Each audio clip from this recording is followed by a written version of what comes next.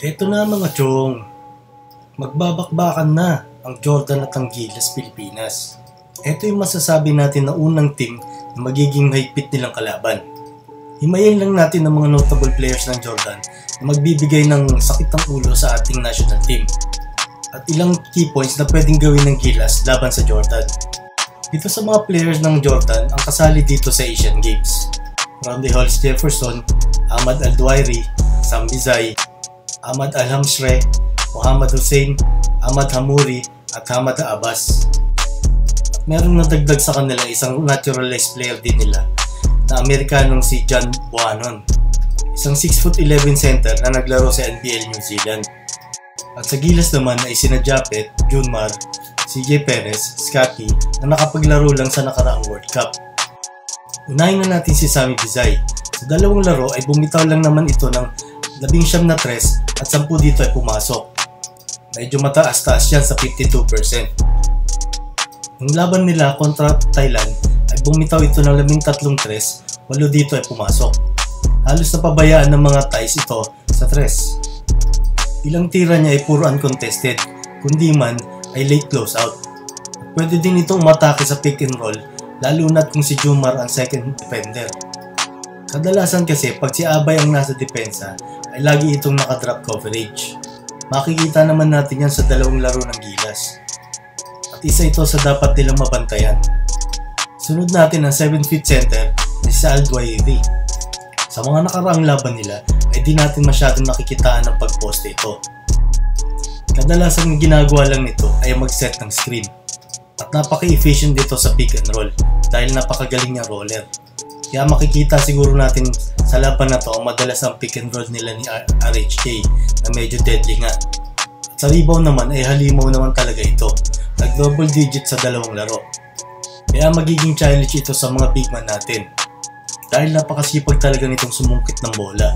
At nakikipag-physical lang talaga to sa loob, defensive man o offensive. Sahid niyang yan ay masasabi natin na dissenting shot blocker din ito. Kaya medyo mahihirapan ng mga player ng Gilas na sumalaksak sa loob. Maliban lang talaga kung magawa ng paraan. Kailangan lang talaga mapitbit to sa labas ng paint para magkaroon ng penetration ng maayos ang mga players gaya ni CJ Perez at Justin Brownlee. Yung bagong hugot nila si John Bohannon ay isang 6'11" center. Isang legit shot blocker at rebounder. Nagtala rin ito ng double-double sa dalawang laro nila. At ang matindi pa dyan, sabay sila na Al-Duwairi sa starting 5. Kaya matigas-digas din talaga ang frontcourt ng Jordan at talagang mapapalaban ng gusto si Kwame, Junmar at Japet. Malamang nga ay makita din natin na magsabay si Abay at Kwame. At syempre, ang kanilang naturalized na si Ronde Hollis Jefferson. Di na natin masyadong i-detalya ang laruan niya. Napanood din naman natin siya sa PBA at nung nakaraang World Cup. Napansagan pa nga siyang lefty Kobe. At sigurado makikita natin sa kanya yung mga elbow jumper. Pero ang napansin ko talaga nung mga nakaraang laro nila ay ang pagbibigay niya ng ball pressure sa mga nagdadala ng bola ng kalaban. At nakapwersa nga siya dito ng ilang turnover. Makikita kaya natin na maaga ang matchup ni Brownlee at ni RHJ. Pero tingin ko ay si Octana malamang muna ang unang tatao kay Jefferson. At mag-a-adjust na lang siguro sila sa help defense dahil hindi ito kakayanin mag-isa ni Octana. Siguro mga late third quarter hanggang fourth quarter na natin makikita ang matchup ng dalawang to. Sa dalawang laro ng Jordan, lahat ng starter nila ay nag-average ng double digits. At yung frontcourt nilang si Al-Duwairi at Bohannon ay nag-average ng double-double. Kaya malaking adjustment talaga ang gagawin ng coaching staff ng Gilas. Bukod sa triangle offensive team con, malamang makikitaan din natin sila ng ibang strategy sa opensa. Tip-off pa lang ay dapat nang humataw ang Gilas. Hindi sila pwedeng mag-relax sa umpisa pa lang. Dahil pag naunahan sila ng Jordan ay malamang matotodas sila dyan. Key points to win para sa Gilas. Kailangan nila makipagpakbakan sa rebound, mapa-offensive man o defensive. Bawas-bawasan ang mga turnover. Kailangan din nilang i-break ang mga ball pressure.